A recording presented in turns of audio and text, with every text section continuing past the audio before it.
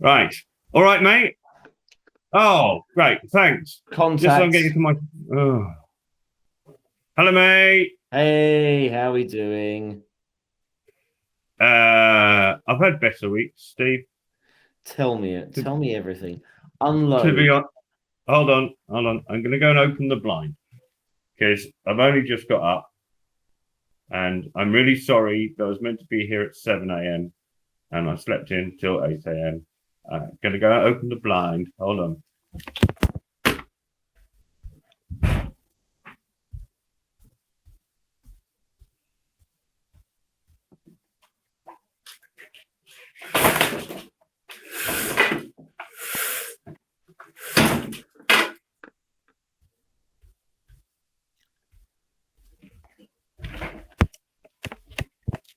Daylight, Steve. Yeah. So I haven't had the best night's sleep. What happened? Touched the old gout, as usual. You know, the old trouble. The old trouble. Yeah. You know, plays roulette with my body. Turned up in my left wrist this time. So it's you're rubbish joking. night's We're sleep. not the left again. I mean, you use that for all sorts of things. You think it's funny, but look at that. Look at that. Wow. Literally, one is twice the size of the other. Yeah, literally. I'm not joking. And hold on, where's the thing gone? So then I got a ping on my text message. Yeah. At 2:46 a.m. I opened it, and it was from you. And I woke up at 2:45. The message pinged at 2:46, and it was Dirk Maggs correcting our homework. I've got the quote here. So hold on, before you do that, no, I haven't finished with you yet. Oh, you know we've got a dog. Am I being marched into the office here? You're just at the foot. You're receiving the double-barreled end of my rant and what a foul mood I'm in. Okay. And I get out of bed, and genuinely, this happened just a few minutes ago. I go to find my glasses. I can't find my glasses. I come into the room where I record this stuff, which Charlotte calls the library, and I find my glasses. Oh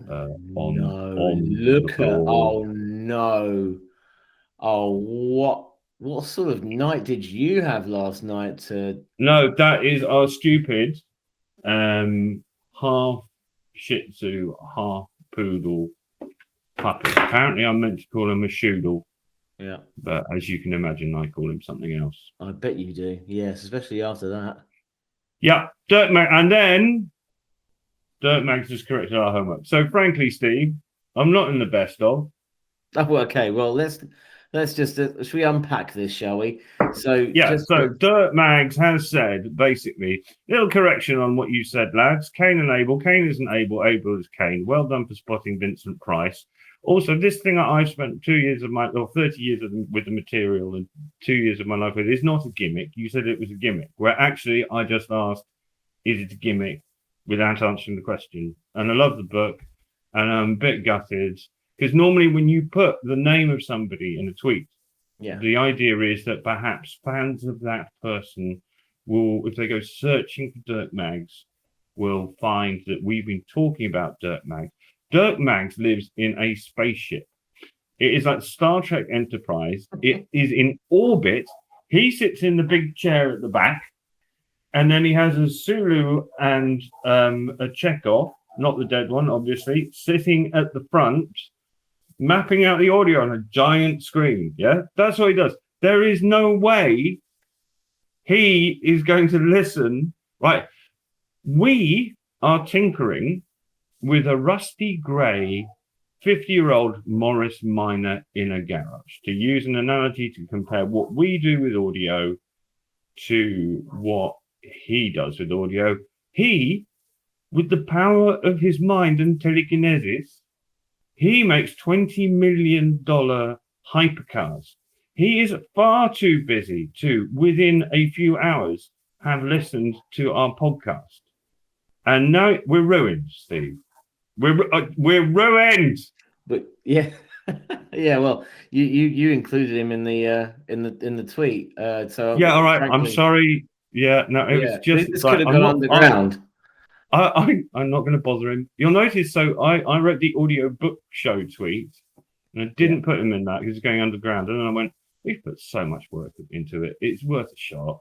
Yeah. And I put him and Neil Gaiman in the main tweet, and basically we're caught with our trousers down again. Never mind. If I can lift your mood for a moment, though, there's a flip side to this, which is Dirk Maggs got in touch. Sorry, do you want to continue talking? Sorry, yeah, I deigned to issue 7 seconds of speech there. You are the audio god. You do stuff we can't even dream of doing, as we proved with that little montage on our podcast, available in the link below. That we can't even, we're not even fit to smell the hem of your barmaid's apron. That we. But however, and I'm really sorry. I'm really sorry. Yeah. Didn't mean to offend you. Okay. Sorry. Well, I hope. Yeah. Hey. Enough with the birching. For a moment. Just for a moment. Cloth. The flip and fag ash. Yeah, exactly. The flip. You are in a bad cranky mood this morning, aren't you? I genuinely. Have I shown you my glasses yet? Look at the state of look that. at glasses. Look at that. I was going to say. Yeah, it's the twisted, I know, malformed arm that's my favourite. Yeah. And what's worse is on the inside. Oh yeah, it's been. That's looking bad. Mouth. Yeah, it's been in the dog's mouth, hasn't it? It's been in the dog's mouth, dude. I bet he regretted eating those. Hang on a second. Did he eat one of the lenses? They're missing. Yeah. Oh no. Well, this is the thing. So the left eye is the eye that I use. He managed to rip this lens, the right-hand lens, out, which is the one I don't use, not destroying it. But thought he'd leave the left lens in, but put huge effing teeth marks in it. So this is just this is my morning. The world's most useless glasses. And I suggest I'd suggest actually that with your other job, with everything you do for Vision Live and on branding there, Steve. Yeah, great message, thank you. Yeah, good. Was that right? Okay. No, it's close enough. It was close enough. Well, I like to be on point. That you're going to need those glasses. But can I lift your mood? Can I lift your mood? I might mute you. Can I lift your mood? You're mute. Okay. You're mute. I mean, it's nearly 1 o'clock here in the morning. So, can I just say that? What a nice bloke Dirk Maggs is for actually he's clearly listened to the podcast, right? His words, right? Yeah. To be able to he didn't like us. It. Yeah. Well, no, we could. Well, that's another matter. We'll discuss that when he comes on, because he said he'd come on because I said he said, guys, recasting confusion. Kerry Shale plays Abel. Michael Roberts plays Kane, the Vincent Price kind of character. And by the way, I re-listened to it back this evening, and it is so good, so good. And the gimmick. I mean, you asked it as a question, and quite rightly. If I've been working on this thing for 2 years trying to get it up and running, and like no one was backing me except Audible, and it was a big freaking deal. For two tin can Morris Minor podcasters to even deign to ask the question, is it a gimmick? He's likely to say no. So fair play to him, and it would be really interesting to get his insights on the story of the Sandman on audio, because seriously, when I got into the car and I put this on for the very first time, I was not expecting the sheer. I don't know what the word is for an audio version of cinematic is. I don't know. There probably is one that everyone knows that I don't, and I really should. But that's what happened, and it was a revelation. It was just incredible. So, and also, he said let's get in touch. Let's do something in November when his things have settled down on Act 2. Which we're going to be reviewing this week, and then he's obviously working on Act 3 at the moment as well. So, yeah, are we allowed to say that? Yeah, it's because I looked elsewhere on Twitter, And Okay. he mentions about Act 3, so it's all fine. But if I can go on slightly more, there was further conversation that you're not party to. Well, you were party to it. It is actually in your quote tweets, but you did say in your tweet the most expensively produced audiobook of all time, and besides that, saying it's the cake budget that drives this show. I genuinely haven't seen that. There were more conversations here. Amanda Pike replied to him saying 90% of the budget goes to the cupcakes. The other 10% is to keep James McAvoy from eating them all himself.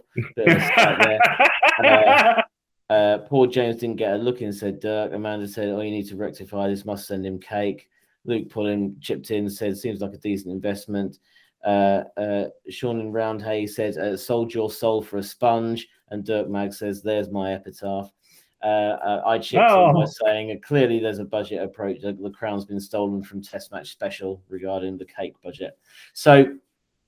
So it's not as bad as I think. Then no, it's not. It's great. It's really fantastic. And what not? I mean, it'd be great to speak to Dirk Mags and just kind of get a sense of the man behind the sound. You know what I mean? Not just Sandman, but Hitchhikers, which was. This is seminal in my view. Anyway, I have a question for him on that. But actually, I think, look, Steve, it's 1 o'clock in the morning for you, and I clearly need to shave and I need to brush my hair and maybe put some trousers on. You're looking $1 million. Thanks, mate. You're looking $1 million lira. I'm looking like a quarter of the cake budget. Is what you just said there. So what I think we need to do is I think we need to do a Wayne and Garth to Mr. Dirk Mags by way of apology and worship. Are you prepared to join me? Delighted. You have to remind me of what that is. We're not worthy. We are not worthy. We are not worthy. We are not worthy. Yes, we're not worthy. Yeah, I did it with the one hand. It looks like I'm.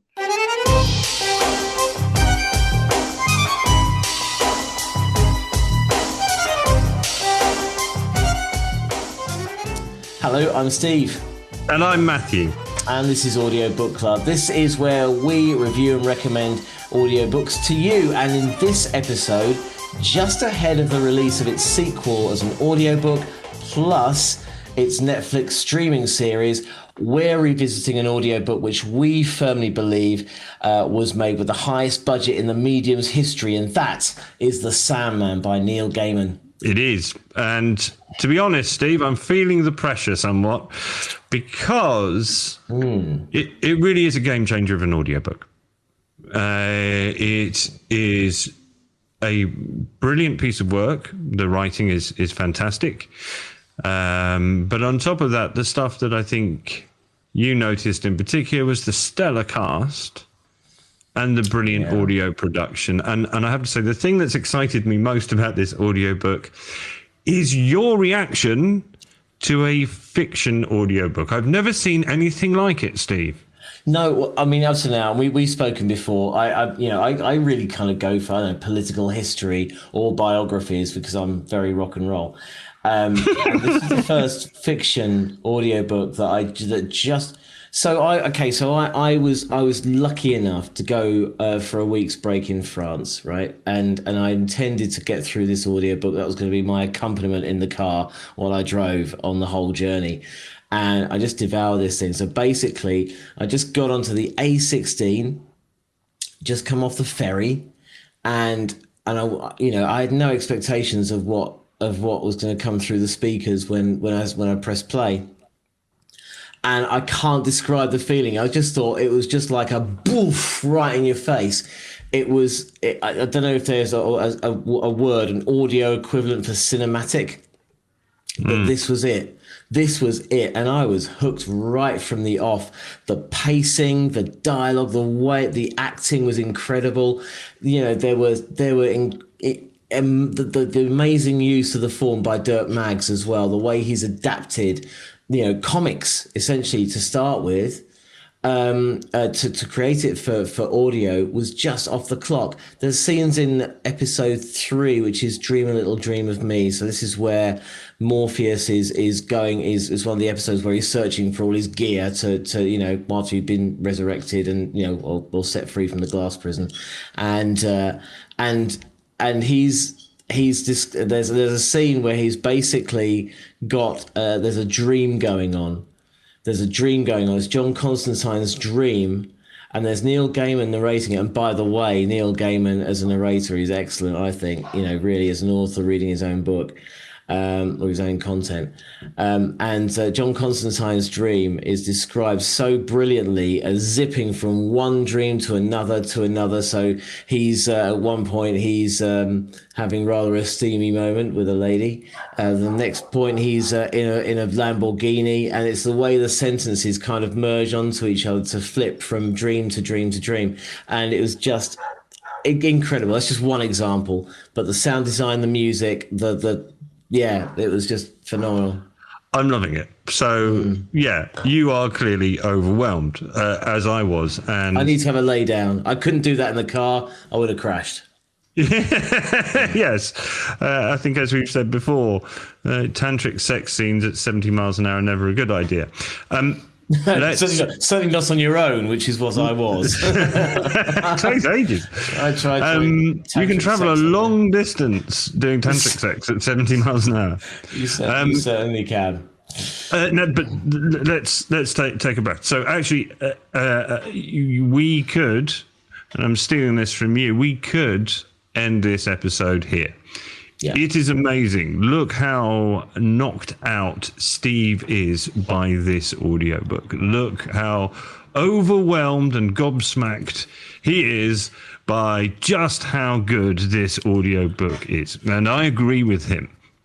But and you didn't even mention the cast. James McAvoy, Taron Egerton, that's it. Miriam Margolyes. No, but she's an also ran. She's down the bottom. Riz Latif, Andy Serkis. Riz Ahmed, I think. I mean, Riz Latif is a newsreader on BBC London. Yeah, good. Sorry, it's mate yours. Sorry, I've got that entirely wrong. Big names both. But Latif the point, incredible as a Corinthian, yeah.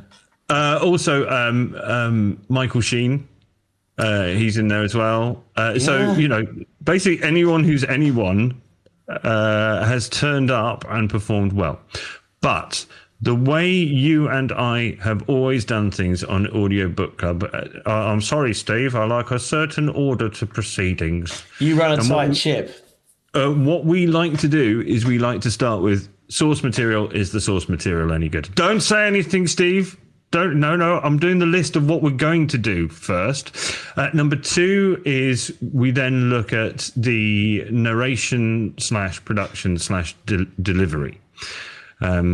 And to start then with the source material, originally The Sandman was a series of graphic novels written by Neil Gaiman and distributed by DC Comics in the late 80s and early 90s. And what we've got here is, I think, about the first third of it. I think your research has indicated that we have 2 more audiobook volumes to come. The story begins, and you've listened to the first bit of it more recently than me, so correct me if I'm wrong, Steve. At about the end, well, I think it begins in 1916, but the first main event happens in 1920, which is that Morpheus' dream is captured by mistake by a UK-based cult. And he is imprisoned in by the cult, by father and then son, for 70 years. They've captured him by accident. The ramifications of that are that around the world, various people go into catatonic conditions, and there is a pandemic, which is a word that we now really know the meaning of various sleeping-related illnesses. And the first couple of the chapters of the book cover that. Within 5 minutes, we've already zoomed down into France, the Caribbean, and into Crowborough, I think, at one point as well. So we're bouncing all over the world, and there's an enormous scale and scope. After the first few chapters, after the first couple of hours, you then move on to an episodic series of stories, which I should imagine, and being vision impaired, I haven't done the graphic novels, which I should imagine follows the, well, either I guess there are 20 episodes in this. Would I be wrong in saying there are 20 volumes of the graphic novel? I don't really care, because I'm not going to do the graphic novel. I'm here for the audiobook. So there are 20 chapters in the audiobook. It is brilliantly written by Gaiman. I have to say that we've been doing this for 10 minutes now, and about 30 seconds of it has been good, which is a 5%. I would say that the part of the percentage of this audiobook that is flipping marvelous is much higher than that. The stories are great. Occasionally it missed. Occasionally I thought it was held together by the production, by the overwhelming sound effects and incredible voice cast acting, on occasion disguised where it's flagging a little.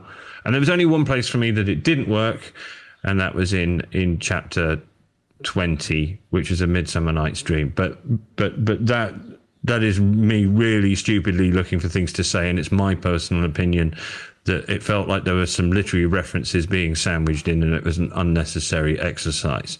But other than that, I think both you and I have a favourite chapter, and I think it's the same one, and it's called The Collectors. It is chapter 14 in volume 1, and it goes into what would happen if some serial killers who call themselves collectors were to have a conference at a hotel. And there's a clip coming up, Steve, which I know is right up your alley, which is, these days we're meant to use, I think, the example since The Office.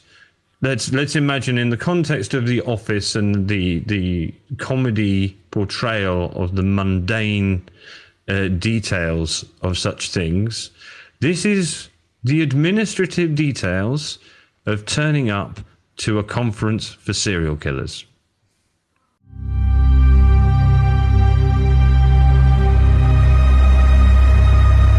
Dusk at the Yellowhammer Hotel, Dodge County, Georgia. A white half moon is already shining overhead. It seems like the late autumn wind blows them in this night, spinning and dizzying from the four corners of the world.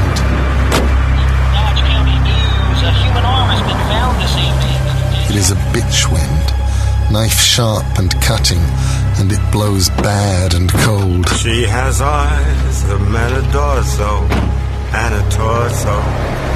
And they come with it, scurrying and skittering like yellow leaves and old newspapers from 1,000 places and from nowhere at all. Ladies and gentlemen, welcome to the first ever serial convention. Please welcome our friend, organizer, and fellow collector, Nimrod. 12:30 p.m. Panel discussion. Women in serial killing. I tell you, I'm sick and tired of women in our line being stereotyped as black widows or killer nurses. I'm a serial killer and a woman, and I'm proud of it. I love this story. It was so. I mean, it's incredible. I love the way, and this happens throughout the Sandman, and also a lot of Neil Gaiman's work as well. It happens. I do love the whole kind of. It's just real life in a really unreal situation. You know, it's if you've ever been to a convention before, you know, the panels and the the whole sort of logistics of your pass and your lanyard and all that kind of stuff.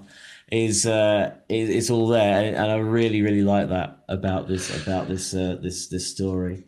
Yeah, but what this clip allows us to do, and forgive me, Mr. Dirk Maggs, the man who, well, we'll talk about him in a second, but the man who produced this, the man who made this into what it is, I edited 3 mini clips together so we could get that piece of that sense of it. But as agreed, because I have to have the spoons and the forks in the right order, Steve, otherwise I get most upset. Mm-hmm. You know, my it's really weird. I have this constant internal struggle. My obsessive compulsive disorder is constantly at loggerheads with my laziness. So my house would be really tidy, but as you can see from behind me, it's not, because my children and my laziness are fighting and frankly, my obsessive compulsive disorder.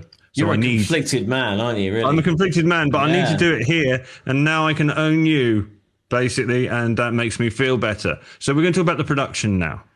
Yeah. So you had a wonderful description for what this is. The combination of the cast, the sound effects, the music, the production, the performances, the various locations, that the whole structure of it, the whole combination of the work puts into your head and allows you to imagine. You refer to it as... It's cinema for audio. The most expensive movie ever made for your imagination. And that's the point. The thing is that you actually end up making the movie. So the man who is responsible for this, who, if you look on the Amazon listings, is referred to as a co-author, because basically Amazon was originally built for books. And it's like, well, we haven't got an artistic director or a producer because we do books. So actually he gets credited on Amazon alongside Neil Gaiman as the co-author, is a gentleman by the name of Dirk Maggs, who is the go-to man for creating worlds in audio. So what he does is he'll start with the source material, and we know that in this case it's a graphic novel. And what he has to do, and because you and I know a little bit about how audio and video are produced, you know that the most important thing in most cases is to start with the script. So he's got a blank piece of paper. He takes what happens in the book and writes the script. I don't know about the Sandman comic, but I should imagine there are little details like possibly women in Serial Killing 1230 and the way that's announced that are not in the graphic novel. I was going to say comic. Collectible toy, graphic novel, comic, blah. Sorry, science fiction fans. That is, yeah. So he's got a white piece of paper with some writing and some words on it. Then he decides who to cast in it and gets the best performances out of them. Then, although he's probably heard it in his head in the initial stage as he's reading the graphic novel, he interweaves, sprinkles the right sound effects. Not too many sound effects, just the right number of sound effects to make this into something that you can imagine.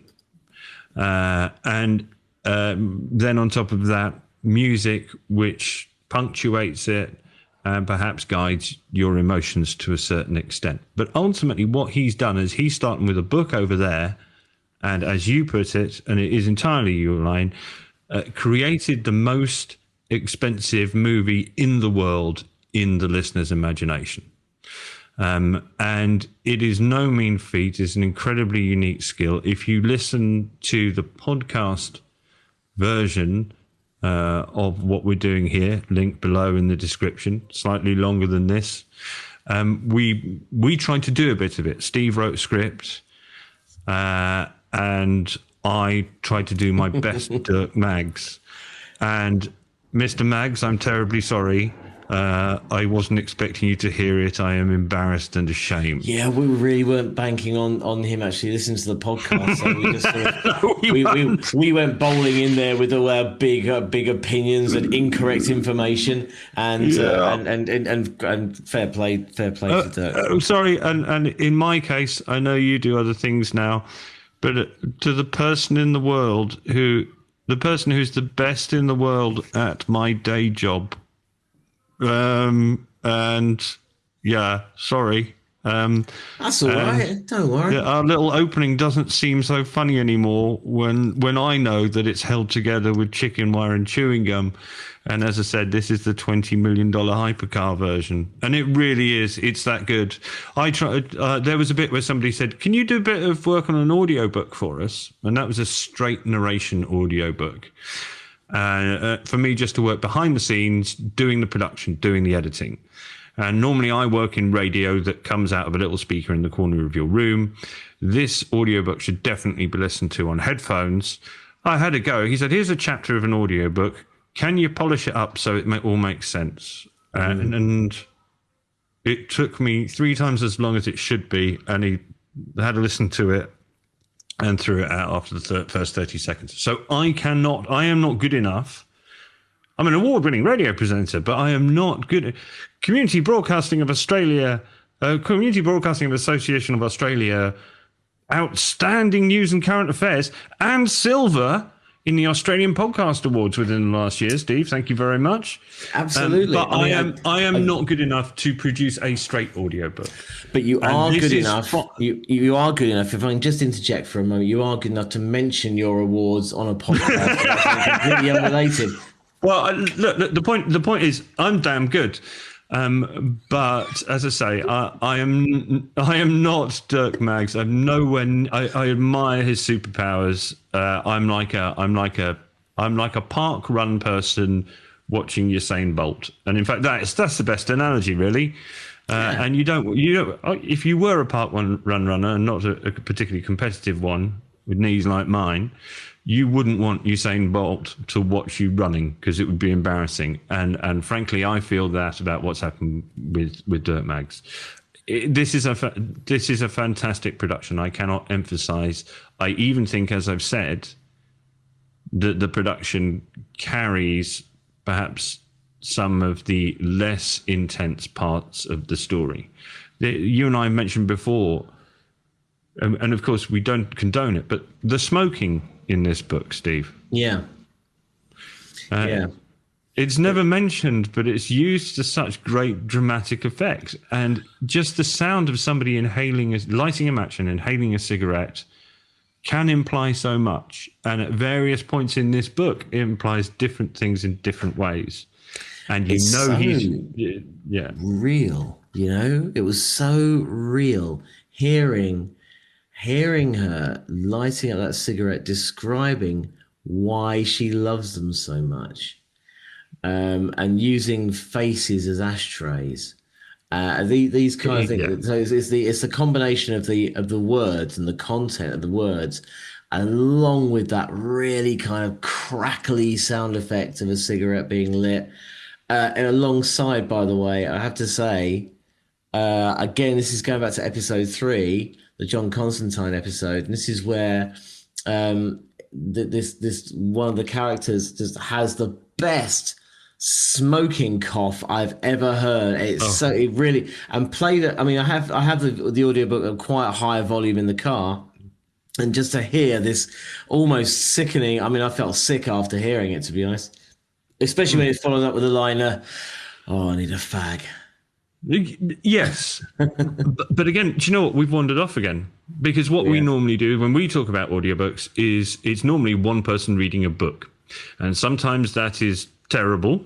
In fact, quite often that is terrible. Quite often, as I've said to you before, I shudder when I see the author's name on the list of down as the narrator. Because what it can often mean is that, yes, my publishing company said they thought that it would be best if they hired me a studio and sent me in to record my own audiobook. I'm really excited today.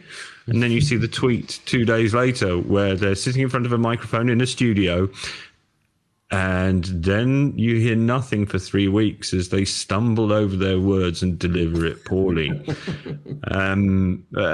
We have cited examples of this in the past, particularly with fiction audiobooks. Actually, no, you know what? Non-fiction audiobooks as well. The author reading the book is not always a good idea.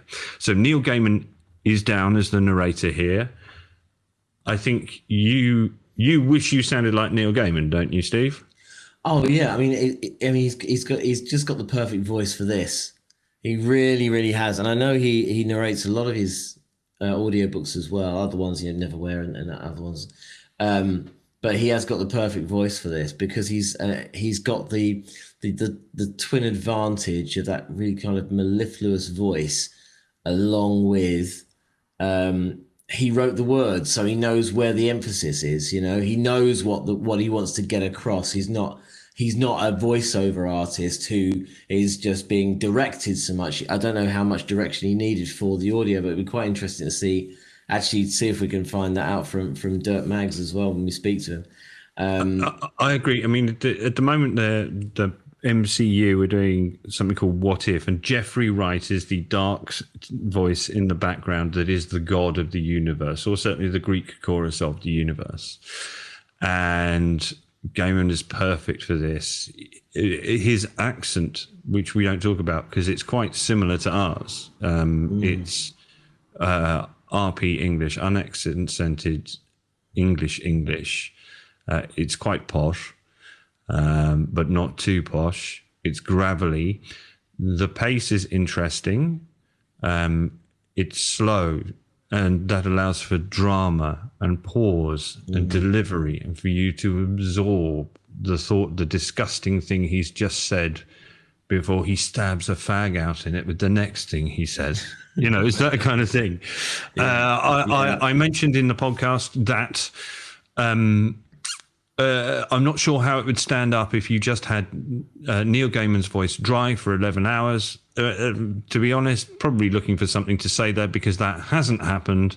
I think it would be a little bit chewy after 11 hours of just him doing this.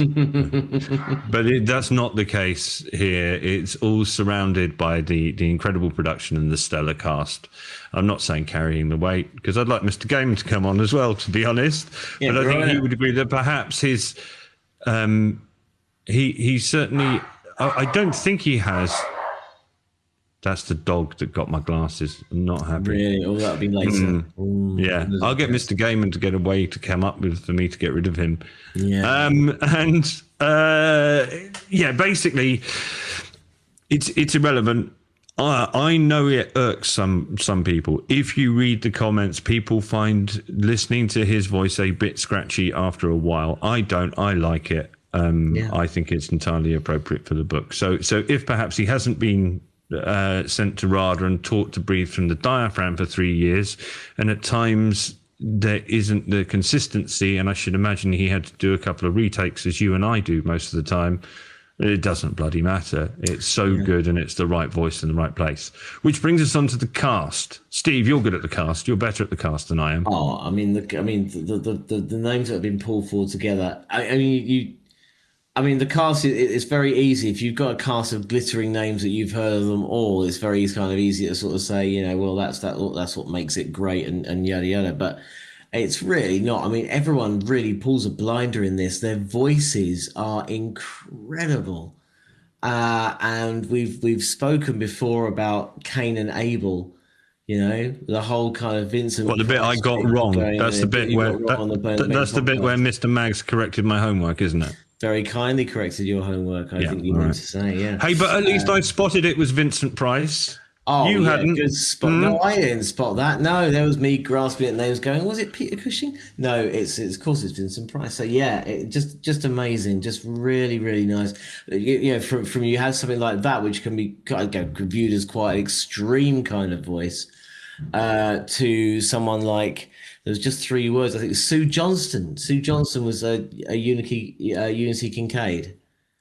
And when she awakes, just a few words, come from her life. But it's just really nice, understated, and real. It's that combination that people can deliver the real person alongside these wonderful kind of fairy tale kind of characters. So if I remember the online flyers correctly, the bits that people tweet out as they announce the books, there are about 20 members of the cast that appear on a black background in white circles with their photos, right? Those are the key members of the cast. And again, fill in the blanks for me as I go, Steve, but Taron Egerton, Michael Sheen, James McAvoy, all big names that can hold their own in Hollywood. Then you have the also rans section of people who are playing just one part in this epic. And the also ran section, which was released as a second little flyer, which was black and looked like a festival lineup sheet, white writing on a black background, like some of your tour date T-shirts that you wear, Steve. In there, squirreled away between numbers 42 and 83 in terms of members of the cast, are Joanna Lumley and Miriam Margolyes, who, if they're not both dames, they should be, but they are just people who happen to be in the further body of the cast. And beyond that, there are performances that we loved. And I know that both of us loved Cain and Abel. Kerry Shale played Cale and channeled the voice of Vincent Price. Have I got that right? Kerry Shale played Kerry Shale did not play Cale. Did I say Cale? JJ Cale. What? Yes, must be nearly lunchtime for you where you are. Really fancy some Cale. Focus. Focus. The reason why I'm doing this is because so Kerry Shale, who is somebody personally because he used to be on a radio station with him a few years ago, and who I know because he used to do the Jack Reacher books, which are the largest selling books, audiobooks, and everything in the world. That's right. He turns up, and someone, I should imagine Dirk Maggs, took the time to go on. Do it in your best Vincent Price. I love it. Yes. I've been to the pub with all 83 of the cast members. And the thing I remember is that at midnight on the night I went to the pub with you, you did an excellent Vincent Price. It's time for you to do that Vincent Price into a microphone. It will add dimension. Nobody will notice. Most of the people who listen to the book won't notice you're doing Vincent Price, but you're going to do Vincent Price. And I noticed, and I thought it was blooming brilliant, and I loved it as my highlight. It was great. You can just imagine the conversation that he had with Michael Roberts, who played Cain as Vincent Price. Shit, I've done it again. That's all right. It's all right. I try to cover for you there. Dirk, you know what I mean. It's just, it's forced. Do you know, I still don't know which. So it's been about a third of a decade since scripture class with Father Farah, and I can't remember. I think there was I think it was our class who managed to burn out 3 scripture teachers at my school. Wow. And I still don't know which one's Cain and which one's Abel and get confused. So forgive me. This is my problem, my mistake, and my fault. Let's move on to Funland, who was the guy who said, "Welcome to the conference" in the clip we've just heard, which I've decided is, it was reminiscent of both Cartman from South Park, which I consider to be the greatest, one of the greatest comic voices of all time. So that was either Matt Parker or Trey Stone. I don't know which one of the two of them. Mm-hmm. Trey Parker or Matt Stone. I've done it again. I'm getting confused with my words, Steve. Cross-wired in the brain hole. But the brain hole. So I thought that must be them, and I spent an hour on the internet searching to see who had played Funland, who is the convener of the Collectors Conference we heard a clip of about 20 minutes of rambling ago. Yeah. And there are bits in this where I go, that's an English actor. That's Radio 4. sometimes it happens on BBC Radio 4, which is the big speech station in the UK, in an audio drama where you go, please, there must be enough American actors in London. You should be able to hire an American, not somebody who went to Rodine and thinks they can do an American accent. There are a couple of bits where stuff grated at me, but this one I assumed was an American actor channeling both Cartman from South Park and Quark from Deep Space Nine. And my mother's Canadian, so I do genuinely have an ear for this kind of stuff. And I was incredibly surprised to find out that was Mitch Benn. And I thought that was just for the technical achievement of what he's done there to convince my oversensitive ear that he was actually an American and not a British person doing an American accent is, I as well as it being a great voice part, a great voice, a brilliant performance, but just that little nugget behind the scenes where it's not 100%, it's 120%. And I think that sums up so much of this whole audiobook. Completely. Yeah, completely. We're 120%. 120%. Any There it higher is. than 120. Just incredible. Obviously, we're big fans here, of course. Always keen to hear what you think all the time here at Audiobook Club. You can tweet us anytime or get a hold of us at any time on any social platform with the hashtag Audiobook Club. We're going to be reviewing... Hold on. Hold everything. Hold everything. There's a bit about my homework being corrected by Mr. Dirk Maggs that I have to bring up again. In that tweet, which is the only tweet I saw at 2:46 this morning, having woken up at 2:45 with a slightly gouty hand, is that I said at one point during our podcast, is this a gimmick? I didn't at any point think it was a gimmick. But I had to frame on the hoof. I asked myself a question that allowed me to give the answer to that. So this audiobook is 120%, 150%. It's the best blooming audiobook we've ever heard. But my concern, and since yesterday, I've been reading stuff that describes it as a genre-defining moment.